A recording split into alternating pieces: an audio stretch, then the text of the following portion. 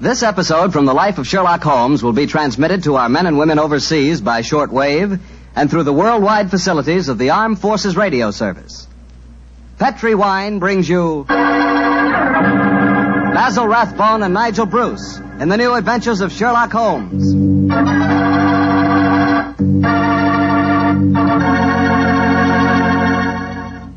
The Petri family, the family that took time to bring you good wine, invite you to listen to Dr. Watson tell us another exciting adventure he shared with his old friend, that master detective, Sherlock Holmes. So let's settle back comfortably and listen. And while you're getting settled, I'd like to know if you like seafood. And by seafood, I mean everything from broiled lobster to fried halibut. Because if you like seafood, any seafood, you'll love it together with Petri California Sauterne. Fish and Petri Sauterne were made for each other. No kidding. Boy, I'll never in my life forget a broiled brook trout on the plate in front of me and a glass of well-chilled Petri Sauterne right next to it. That fish and that Sauterne. Petri Sauterne has a pale golden color that's really good to look at. And as for taste, well, that Petri flavor is really something. Take my word for it and try it, won't you? Oh, and I'll tell you something else. Try that Petri Sauterne with chicken sometime. Look, I better stop before I get hungry all over again, but just remember this. The best friend a good meal ever had is a glass of Petri wine.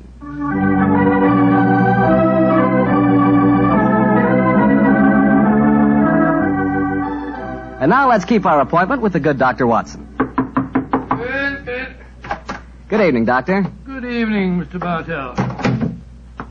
Come over here and join me by the fire. I didn't think it was cold enough for a fire tonight, Doctor. Oh, I suppose it isn't really, but there was one late, so I just couldn't resist putting a match to it. Fire's a good accompaniment to storytelling anyway. Yes, my boy, a fire and a glass of port. Care to join me in one? Thanks, Doctor. So, you're going to tell us a sea story tonight? Yes, Mr. Bartell. The whole adventure took place aboard a small steamer as it plowed through the stormy seas of the Indian Ocean. Here's your glass, my boy. Thanks. And what were you and the great Sherlock Holmes doing on the Indian Ocean, may I ask? We're on our way to Calcutta to solve the case of the vanishing elephant of Parbutipur. Oh, yes, the story you told us a few weeks ago. That's quite right, my boy. It's in the summer of 1894 that we left Liverpool aboard the steamship Lucifer. It wasn't a large ship, and as both the Mediterranean and the Red Sea proved somewhat, shall we say, unfriendly, I may tell you the first part of the voyage was quite unpleasant. In fact, until we left Aden, I'd spent most of the time in my cabin. I'm not much of a sailor, you know. However, as we headed eastward towards Colombo, the weather cleared up a bit, and I came on deck and joined home. I remember on the second night out of Aden, we paced the decks together. The stars above us twinkled, the promise of a bright tomorrow. And the faint tinkle of a piano being played in the passenger lounge formed a perfect setting for an evening stroll. It only seems like yesterday that Holmes said... Watson, it's good to see you on your feet again. Yes, it's good to be on 'em, Holmes. It's been a miserable trip for me so far. The captain told me tonight that we can expect good weather between here and Caravati, our next port of call. I thought Colombo was the next stop. And where is Caravati, whatever you call it? Anyway, I never heard of the place. It's a tiny island in the Indian Ocean. It's a British protectorate. Those are the only facts I was able to glean from the encyclopedia and the ship's library. Did you ask the captain why we're staying there? No, I didn't. We're traveling incognito. I felt it wiser not to ask too many questions. I find this incognito business something of a strain. Every time a steward calls me Mr. Hamish, I can't think who on earth he's talking to. Whereas I find myself answering to Mr. Mycroft almost automatically.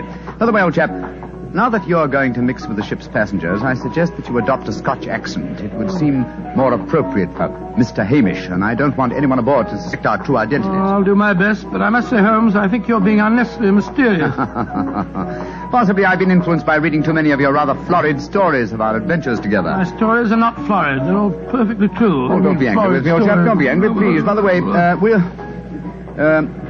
you'll be interested to know that I've unearthed a little mystery aboard this boat. I trust you to do that. Where is she? I mean, what is... Oh, you observe that suite of cairns on the bridge deck above us? Yeah? What about them? Well, I've been watching them during my nightly strolls for the past 2 weeks. The suite is occupied, and the blinds are never raised. And I've never seen meals taken in there. I presume, therefore, that it must contain a private galley and a cook. I don't see anything mysterious about that. It's probably occupied by some wealthy invalid. Oh, possibly. Another interesting fact is that the occupants are not entered on the ship's passenger list. It all sounds very mysterious. There's probably a perfectly simple explanation for it. In any case, you must save your energies for the problem that awaits us in India. You're Mr. Mycroft now, remember that. I will, Mr. Hamish. Mr. Mycroft? Yes, Mr. Hamish? Would you care to join me for a wee drop of brandy in the smoking room? Mr. Hamish, I shall be delighted.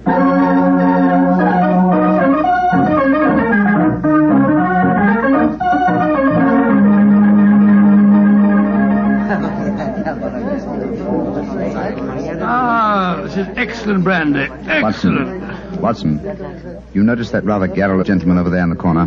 You mean the one at the table with the oriental-looking fellow? Yes, the talkative man is the ship's doctor, but I haven't seen the other gentleman before on this voyage. I wonder if he's an occupant of the mysterious suite on the bridge deck. Let's go over and talk to him, shall we? And remember the accent, Mr. Hamish. And so, Verda, when we landed at Colombo, I decided to take Mrs. Abbott for a moonlight rickshaw drive for the cinnamon gardens. Did you gentlemen want to see me? If you'll excuse us, Dr. Harris, my friend Mr. Hamish and I were having a little argument, and we thought that perhaps you might be able to settle it for us. An argument? Oh, I love a good argument.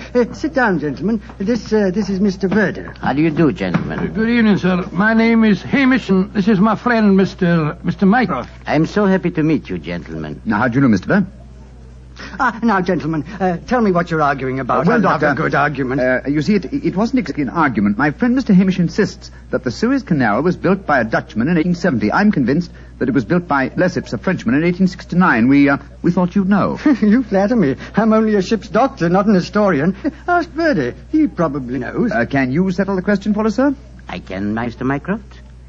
You are almost correct. The canal was opened in 1869. Though its construction began 10 years previously. De Lesseps, a French engineer, was in charge of the operation. There is a statue of him in Port Said Harbor, built to commemorate his skill and enterprise. Much obliged to you, Mr. Vera. Hamish, I think that I win my bet. Aye, Mycroft, I'm afraid you do, if you're sure of your facts, Mr. Werner.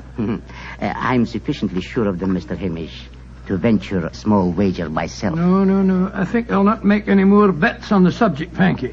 Well, gentlemen, if you will excuse me, I shall return to my cabin now. Oh, don't go. No, don't go, sir. You'll make us feel as if we'd driven you away. Oh, not at all, Mr. Hamish. I enjoyed meeting you both, but I have some letters to write. Good evening, gentlemen. He's a charming person. Charming and extremely knowledgeable. Bit of a bore, if you ask me. You two fellas enjoyed your trip? I'm just beginning to. It takes a little time to get my sea legs, you know. Dr. Harris, how long have you been on this ship? 4 years. This is my third trip east on the Lucifer. Uh-huh. Why? Well, there's something that puzzles me on board this ship. I'm assured that you would explain it to me. And what is it? Well, the suite of cabins on the bridge deck, who occupies them? Wouldn't you like to know? Aye, Doctor, we would, and that's why my friend asked you. Well, I'll tell you. Though it's supposed to be a secret. But there'll be no harm in telling you now, for we're dropping anchor off the island of Cavarati in the morning. In that suite of rooms is the Rani of Cavarati herself. She has her own staff of servants and everything. What do you think of that? Oh, how very interesting. And is the Oriental gentleman who left the table when we arrived part of our entourage? He is, sir. He's the sort of Prime Minister of Cavarati. This whole trip of theirs is very hush-hush. Rani returning to her country, afraid someone might make an attack on her life. Have to keep it all hush-hush. Cavarati is an island that's had a lot of trouble. You seem to be remarkably well informed about the place, sir. Yeah, I should be. I used to practice there in my younger days. Oh, really? How very interesting. Yes, I could tell you strange tales about the island. I remember... Oh, hello. See that fella coming into the lounge? You mean the big man with the grey hair? Yes. That's Sir Christopher Wyatt. Owns all the tea plantations on Cavarati. He's a dull fella, but I'll call him over. Wyatt, come over and join us. Be careful. He'll talk your head off if you give him half a chance. Draw up a chair, Wyatt. We were just talking about Cavarati. It seems to me that would be a good subject to keep away from. At least till after tomorrow, Harris. What do you mean? You know perfectly well what I mean.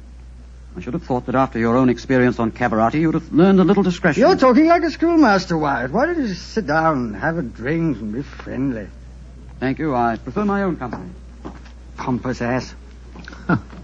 You and Sir Christopher don't seem on the best of terms, Doctor. I know too much about him. He's afraid of me. That's what he is. Look at this girl coming into the room. Great Scott, she's good looking.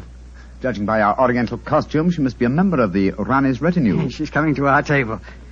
Yes, my dear. What is it? Which of you gentlemen is Mr. Mycroft, please? I am. My mistress sends her compliments and asks that you will call on her in her suite. And who is your mistress, may I ask? Her Highness, the Rani of Cavarati. Oh, I shall be delighted. Please tell the Rani that I shall pay my respects without delay. We will join her in a few minutes. Very well, Mr. Mycroft.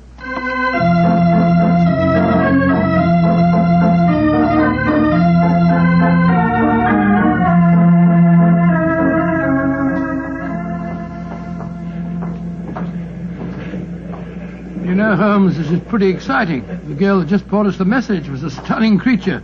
Imagine what the Rani herself must be like. Oh, what an incurable romanticist you are, Watson. I suppose you picture the Rani clad in oriental splendor, reclining like an odalisque on silken cushions. No, there's no need to make fun of me, old fellow.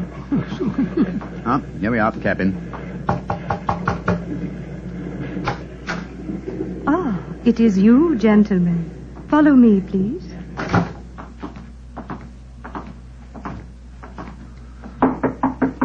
Come in.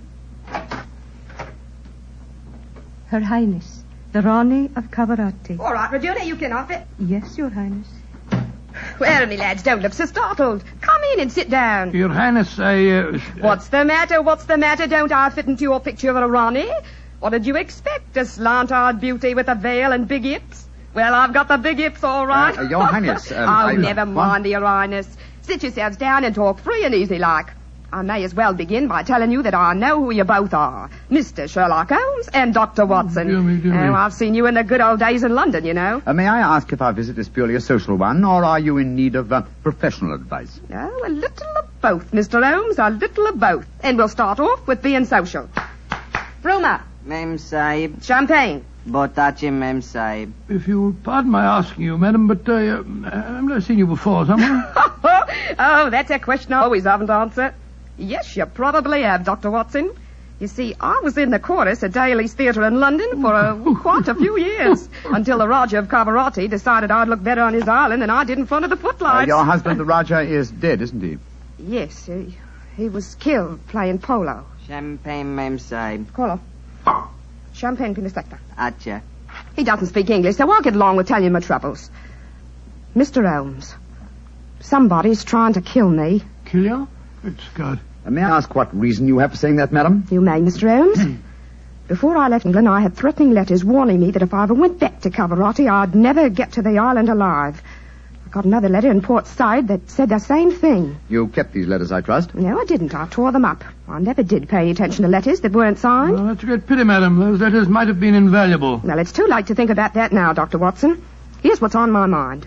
I land at Cavarati in the morning, and if anyone's up to a bit of no good, tonight's their last chance. You destroyed the threatening letters, madam, thereby indicating you did not believe in the threats, and yet you now appear to feel that you are in danger. I wonder what made you change your mind. The Ace of Spades. Yes? I don't understand you, madam. In the last 2 days, every time I tell my fortune, I get the Ace of Spades. Now, you know what that means.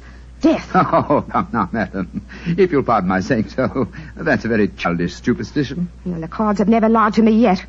Oh, you can laugh at it if you like, but I know. Well, do you mind if I ask you a few questions? Anything you like, Mr. Holmes, fire away. How long is it since you were in Cavarati? About 18 months. We were in England when my husband died, and I couldn't face the idea of going to that island alone.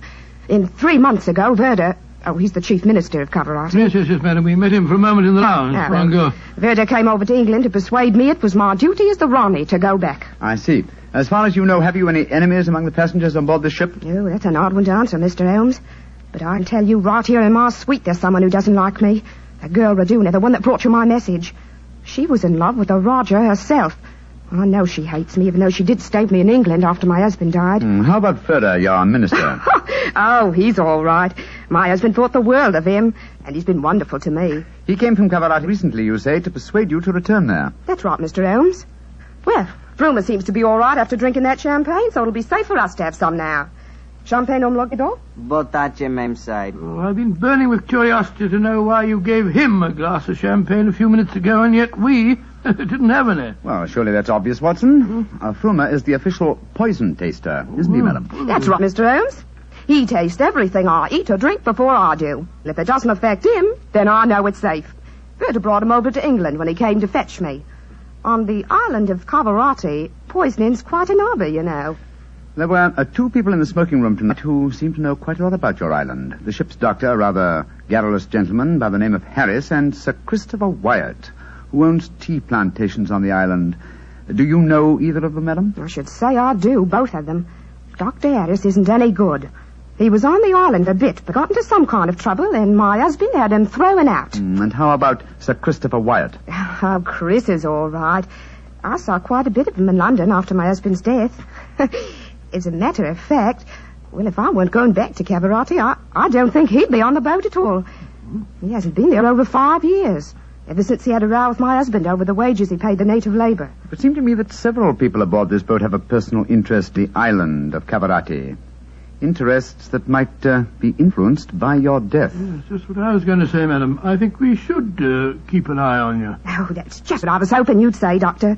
You see, I'm giving a bit of a supper party tonight. All the people we've been talking about have been invited.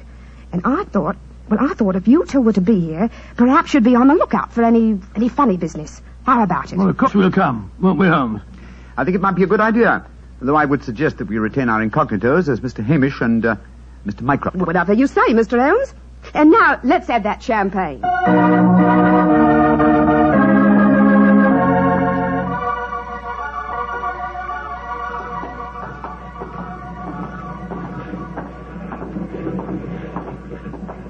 You know, Holmes, I remember the Rani when she was in the course at Daly's. She looked stunning in tights. There was one night I... Yes, no time, old chap, if you don't mind. At the moment, there's a question I want to ask you. Oh, sir? Is your medical bag fully equipped with all the antidotes to poison? Poison? It's ridiculous. How could the Rani be poisoned when she has a poison taster? My dear Watson, you mustn't... What the blazes is that? Come on, Watson. That cry came from the companionway. There are 2 figures struggling by the rail there. Good heavens! One of them has pushed the other down the companionway.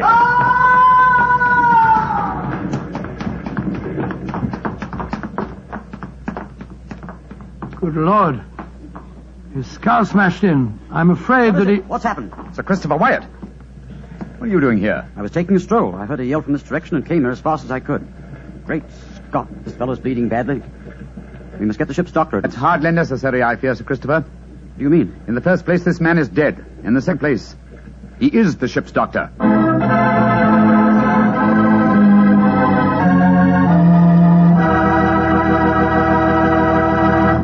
We'll hear the rest of Dr. Watson's story in just a second, so I'm just going to ask you to do one thing for me.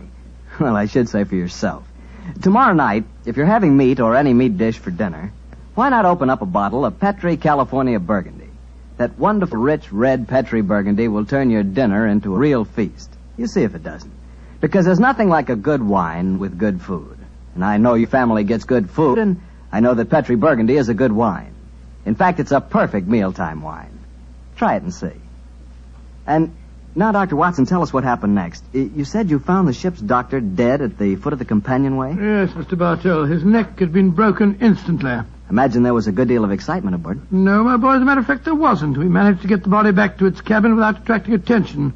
Holmes, after revealing his true identity, was able to persuade the captain to hush up the killing until after the Rani's party had taken place. Oh, he didn't want to scare the murderer, I guess. What happened next, Doctor? Holmes and I returned to our cabin to dress for the party. Holmes, I remember, was in a state of suppressed excitement. He spoke quietly and deliberately.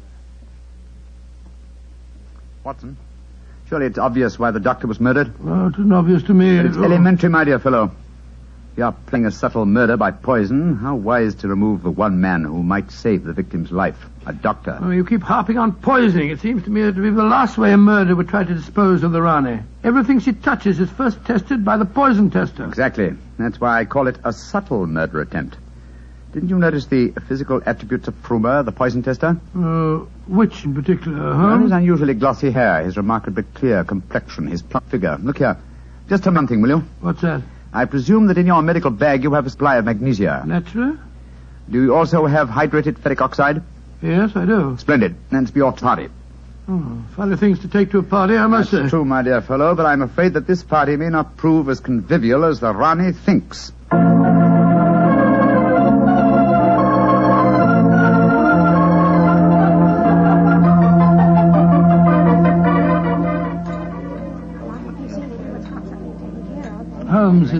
early 1 in the morning.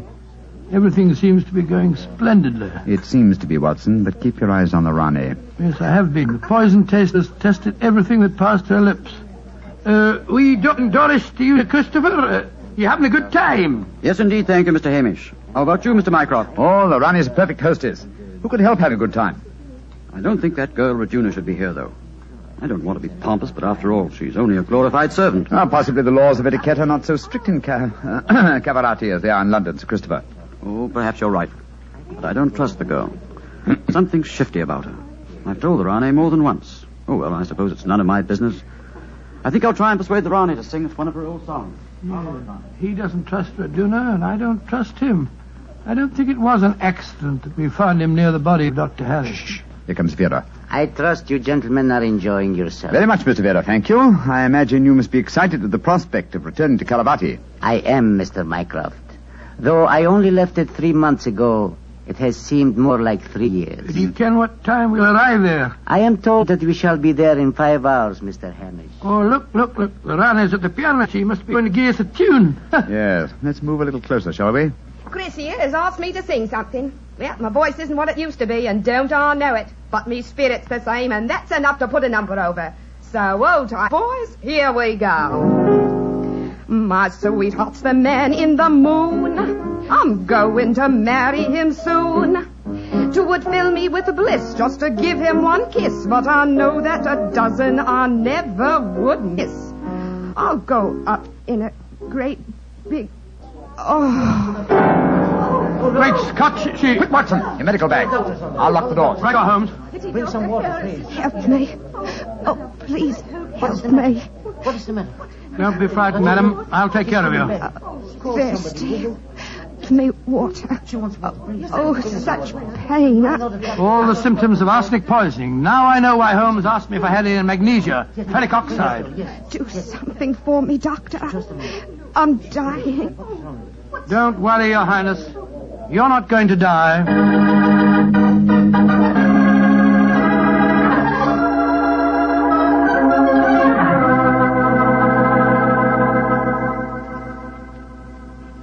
She's going to live, Holmes.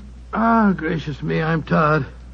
It's touch and go there for a while, though. Well done, Watson, old chap. Well done. Now that she's out of danger, why can't we all go back to our cabins?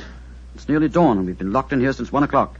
You've no right to do this, you know. Possibly not, Sir Christopher, but there's a murderer in this cabin, and I don't intend to let him escape. Mr. Holmes, what happened?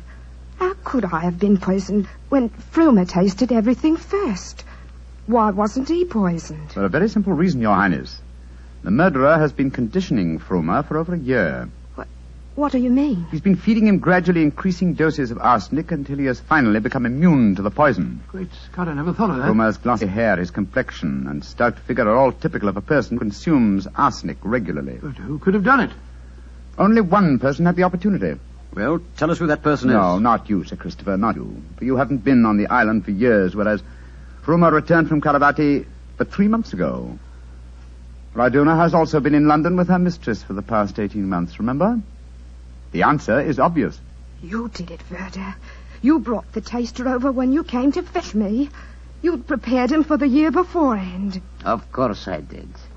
No white Rana will ever rule over Cavarati. And you murdered Dr. Harris. Equally true. Mr. Holmes, give me the key to the door, please. Oh, no. What? Do not come near me. Oh. Please throw it on the floor. Do not hesitate. You see this revolver? I should have no compunction in using it, I assure you. How do you expect to escape, Vera? The key, please. Thank you. You'll never get away with this, Verda, you devil. But I shall. We are now in the harbor of Cavarati.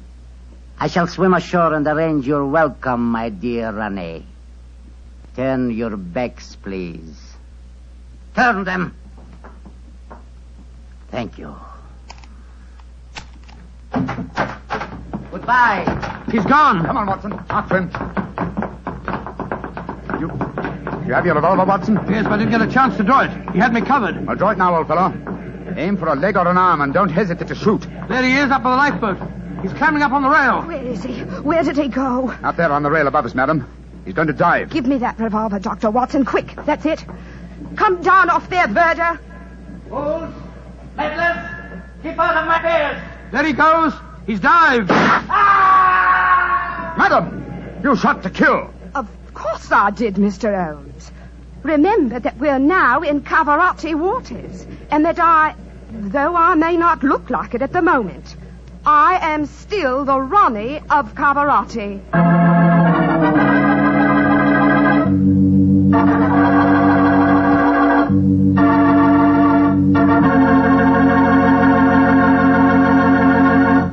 Say, that was a swell story, Doctor. It had a lot of color and quite a bit of action. Color and a bit of action. Well, I'm glad you liked it, my boy. Oh, I did. Say, that's not a bad idea. I mean, having someone taste everything before you... Oh, it's a very old idea. Very old. Very common, too, years ago.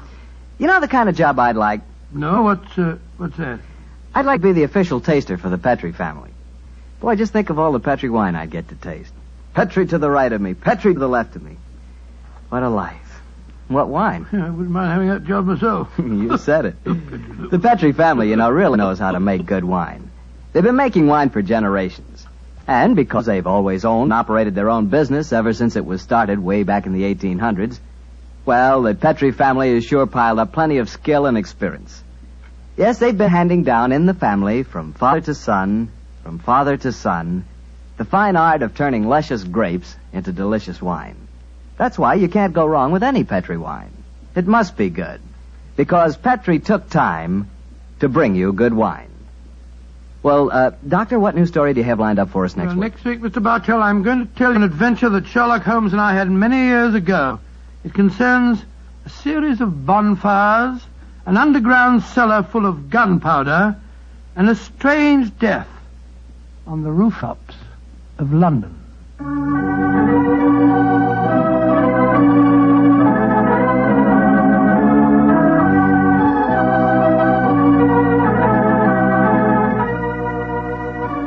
Tonight's Sherlock Holmes adventure is written by Dennis Green and Anthony Boucher and was suggested by an incident in the Sir Arthur Conan Doyle story, The Adventure of the Mazarin Stone.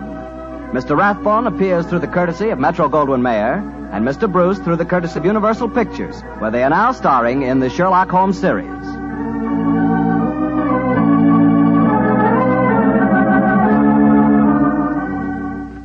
The Petrie Wine Company of San Francisco, California, invites you to tune in again next week, same time, same station. This is Harry Bartell saying goodnight for the Petrie family. Sherlock Holmes comes to you from our Hollywood studio. This is the Mutual Broadcasting System.